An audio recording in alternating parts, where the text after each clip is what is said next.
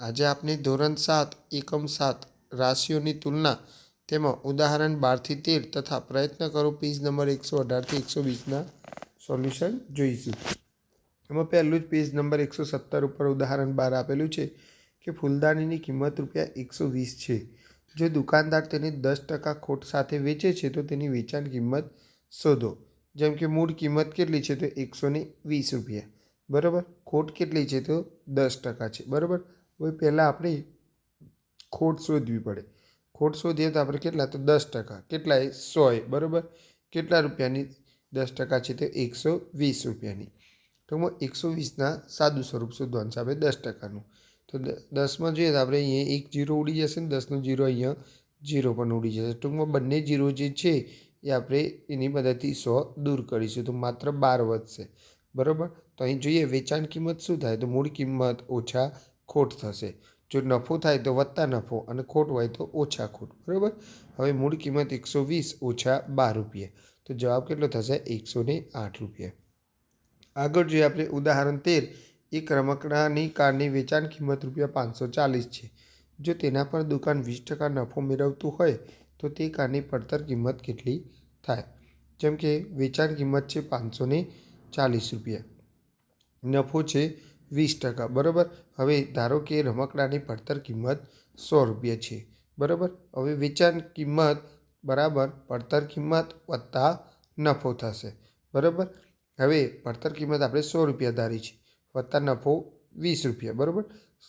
કોઈપણ ટકા હોય એ 100 હોય એટલા માટે આપણે 100 એ ₹20 લઈશું અને સરવાળો થશે ₹120.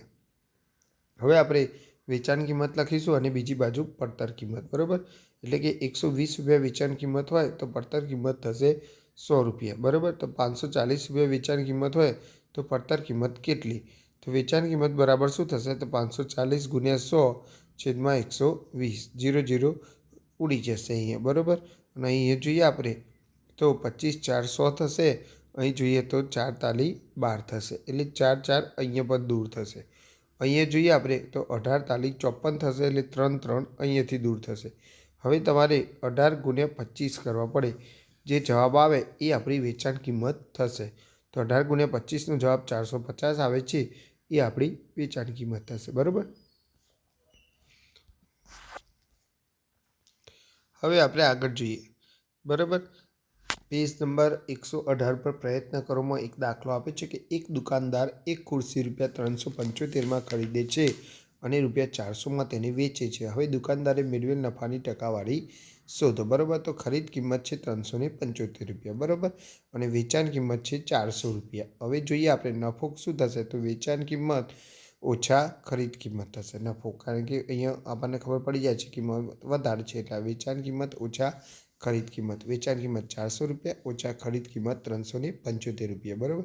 અને બાદ બાકીનો જવાબ આવશે ₹25. એટલે કે નફો 25% થાય છે અરે ₹25. હવે નફો ટકાવારીમાં શોધીએ તો ₹25 નફો થયો છે. કેટલાની ખરીદ કિંમત પર 375ની ગુણ્યા 100% શોધવા માટે. અહીંયા જોઈએ તો કોઈ 100 તો ઉડતા નથી, પરંતુ અહીં એક થઈ શકે છે કે આપણે 25 વડે આનો ભાગાકાર કરીએ તો 25 ગુણ્યા 15 એ જવાબ આવે છે, બરાબર. 25 ગુણ્યા 15 કારણ કે 25 25 અહીં આપણે દૂર કરી શકીએ છીએ. બીજું, હવે તમે 100/15 કરશો તો તમારો જવાબ આવશે 6.66%, બરાબર. શું કરવાનું છે 100નો 15 વડે ભાગાકાર કરવાનું છે, જેનો જવાબ મળશે તમને 6.66%. એટલે કે નફો 6.66% મળે છે અને નફો માત્ર ₹25 છે. આગળ જોઈએ દાખલા નંબર 2 કે ₹50માં એક વસ્તુ ખરીદાય છે અને તેને 12%ના નફા સાથે વેચવામાં આવે છે તો તેની વેચાણ કિંમત શોધો, બરાબર. તો ખરીદ કિંમત ₹50 છે અને નફો ટકામાં 12% છે, બરાબર. તો નફો શું થશે તો નફો અહીંયા જોઈએ તો 50 ગુણ્યા 12/100 થશે, બરાબર. હવે આપણે જોઈએ તો 0 0 દૂર થશે. હજુ એ પણ જોઈએ તો આપણે 5 2 10, 5 5 દૂર થશે અને 6 2 12 તો 2 2 પણ દૂર થાય એટલે 5 5 દૂર થઈ ગયા અને 2 2 દૂર થાય તો શું વધે છે માત્ર ₹6, બરાબર. હવે જોઈએ આપણે કે વેચાણ કિંમત શું થશે તો મૂળ કિંમત વત્તા નફો, બરાબર. મૂળ કિંમત ₹50 વત્તા 6, 50 × 6 ₹56 થશે, બરાબર. આગળ જોઈએ દાખલા નંબર 3 કે ₹250માં વેચવામાં આવતી વસ્તુ પર 5% નફો મેળવાય છે તો તેની પડતર કિંમત કેટલી હશે, બરાબર. તો વેચાણ કિંમત 250 રૂપિયા છે, એમાં 5% નફો મેળવવો હોય તો ધારો કે 100 રૂપિયા પડતર કિંમત છે, બરાબર. વેચાણ કિંમત બરાબર પડતર કિંમત વત્તા નફો, બરાબર. એટલે 100 વત્તા 5 રૂપિયા બરાબર 105 રૂપિયા થશે. હવે વેચાણ કિંમત શું થશે? તો એક બાજુ વેચાણ કિંમત અને એક બાજુ પડતર કિંમત લખીએ. 105 રૂપિયાની જ્યારે વેચાણ કિંમત જવાબ મળ્યું હતું તો ત્યારે પડતર કિંમત કેટલી હતી? તો 100 રૂપિયા. હવે આપણે વેચાણ કિંમત કેટલી છે? તો અહીં રકમમાં જો 250 રૂપિયા છે, બરાબર. તો પડતર કિંમત આપણે શોધવાની રહેશે. હવે શું થશે? તો 250 ગુણ્યા 100 થશે, બરાબર. અને છેદમાં આપણે 105 રહેશે. હવે આપણે જોઈએ તો 21 5 105 થશે. અને અહીંયા આપણે જોઈએ તો 20 પંચું 100, 5 5 ઉડી જશે.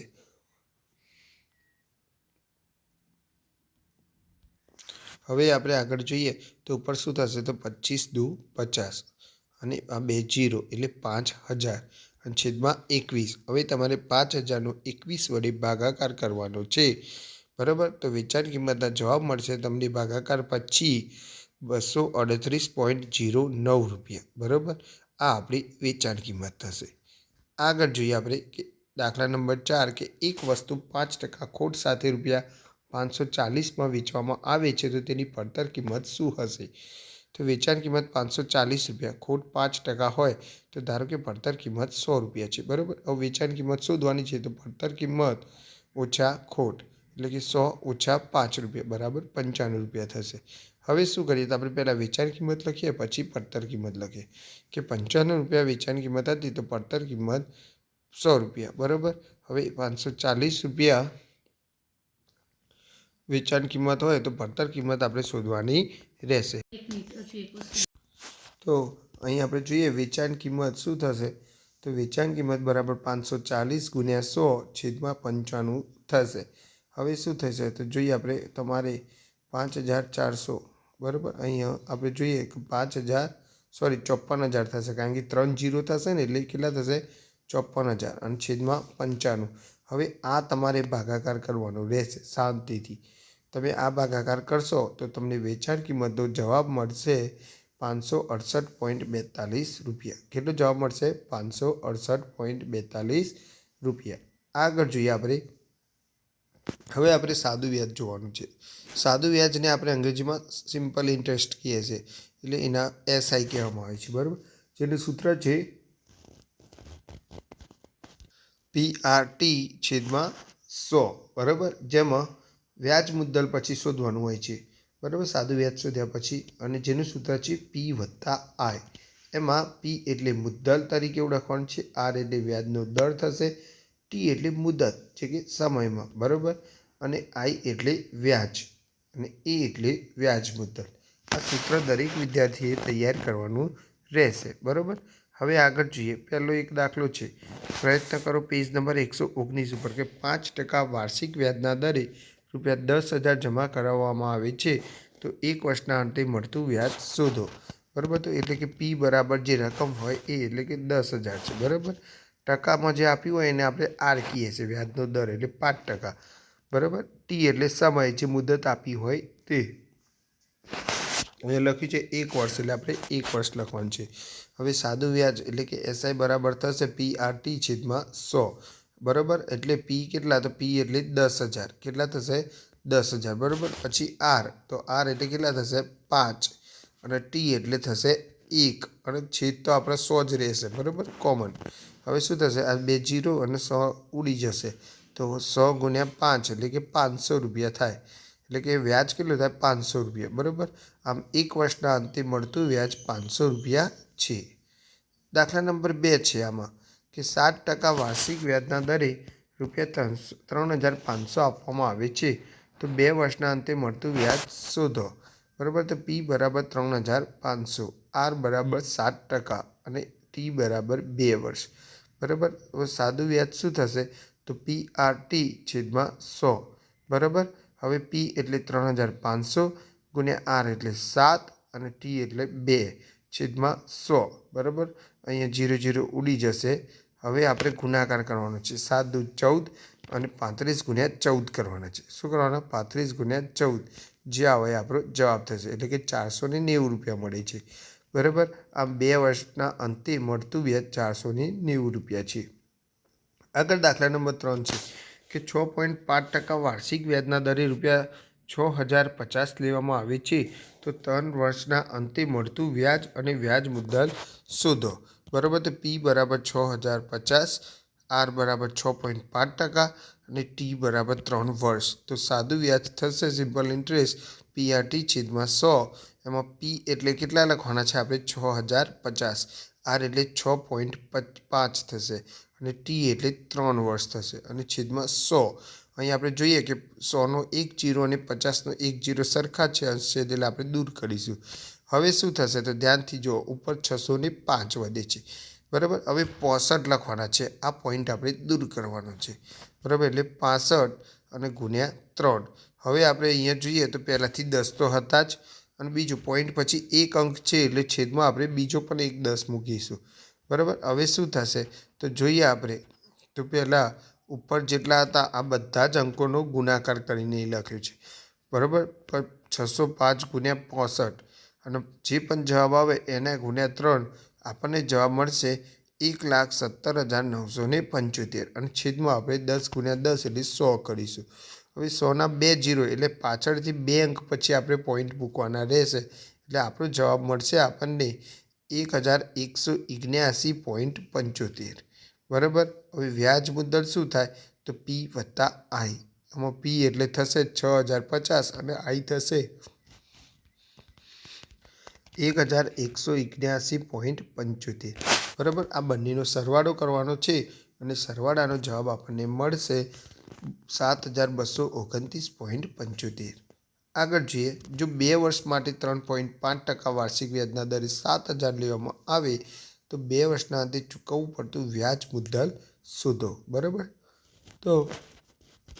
તો P બરાબર 7000 થશે, R બરાબર 3.5% અને T બરાબર 2 વર્ષ થશે. બરાબર.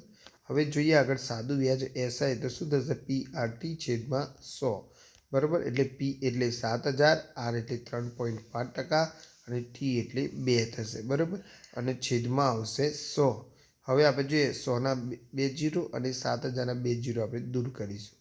બરાબર. હવે ફરીથી આપણે છે ને આ ફરીથી લખીશું આપણે 70 ગુણ્યા 35 છે, તો 35 એટલે કે એક પોઈન્ટ પછી એક અંક આપણે દૂર કરીએ છીએ એટલે છેદમાં આપણે 10 પર લખવા પડશે. પહેલાં આપણે 35 લખીએ ગુણ્યા 2 અને છેદમાં 10. ખબર પડી કે આ 10 ક્યાંથી આવ્યા? તો અહીં જો અહીંયા 3.5 હતા, અહીં 35 લખ્યા એટલે પોઈન્ટ પછી એક અંક દૂર કર્યો એટલે છેદમાં આપણે 10 આવે. પણ અહીંયા 10 અને 70 ને 1 જીરો આપણે દૂર કરીશું. બરાબર. હવે કેટલા થશે? 7 દૂ 14. તો 35 ગુણ્યા 14 કરો તમે એટલે જવાબ 490 રૂપિયા આવે. હવે વ્યાજ મુદ્દલ શું થાય? તો વ્યાજ મુદ્દલ બરાબર P વત્તા I થશે. બરાબર. હવે P વત્તા I એટલે P એટલે 7000 અને I એટલે 490 એટલે આપણો જવાબ થશે 7490 રૂપિયા. બરાબર. આગળ જોઈએ હવે આપણે ઉદાહરણ 15. પ્રયત્ન કરો. પેજ નંબર 120 ઉપર આપેલું છે કે જો મનોહર ₹4500નું 2 વર્ષ માટેનું વ્યાજ ₹750 ચૂકવે છે તો વ્યાજનો દર શોધો. એટલે કે R અહીં આપણે શોધવાનો છે. જેમ કે P એટલે 4500. બરાબર. R એટલે આપણે શોધવાનો છે. T એટલે 2 વર્ષ અને I એટલે 750 રૂપિયા વ્યાજ આપી દીધું છે. બરાબર. હવે આપણે સૂત્ર શું છે જનરલી? તો I = PRT છેદમાં 100. આ આપણે વ્યાજનું સૂત્ર છે. તો આપણે આની જગ્યાએ આપણે 750 લખવાના રહેશે. બરાબર. હવે P એટલે કેટલા? તો 4500. બરાબર. R આપણે શોધવાના છે એટલે આપણે આની જગ્યાએ માત્ર R જ લખીશું. બરાબર. અને T એટલે 2 વર્ષ. બરાબર. હવે નીચે છેદમાં તો આપણે 100ના 100 લખીશું. 100ના 2 જીરો ના જીરો તો દૂર થશે. હવે ખાસ ધ્યાન આપજો તમે શું કરવાનું છે. બરાબર. તો પહેલાં આપણે આને કરતા કરીએ છીએ. હવે એ પહેલેથી 750 તો હતા જ એટલે એ પહેલાં આપણે લખી દઈએ છીએ. હવે 45 છે ને આ જોડે ગુણાકારમાં છે એટલે એ અહીંયા ભાગાકારમાં એટલે કે છેદમાં જશે. બરાબર. એવી જ રીતે 2 પણ અહીં ગુણાકારમાં છે તો એ પણ બરાબરને બીજી બાજુ જાય તો એ ભાગાકારમાં છેદમાં લખવા પડશે. હવે શું થશે? તો પહેલાં જોઈએ તો R બરાબર ઉપર તો 750 જ છે પણ નીચે 45 કેટલા થશે? 90 થશે. એટલે ફરીથી પાછો આપણે એક એક જીરો દૂર કરી દેવાના છે. બરાબર. એક એક જીરો આમ દૂર કરી દઈએ તો 75/9 કરવાના છે તમારે, જેનો જવાબ આવે છે 8.35%. બરાબર. શું કરવાનું છે? 75નો 9 વડે ભાગાકાર. ઓકે. તો વિદ્યાર્થી મિત્રો, તમને મારો આ વિડીયો ગમ્યો હોય તો મારી ચેનલ સબસ્ક્રાઈબ કરજો, લાઇક પણ કરજો અને જેને જરૂર હોય તેને શેર પણ કરજો.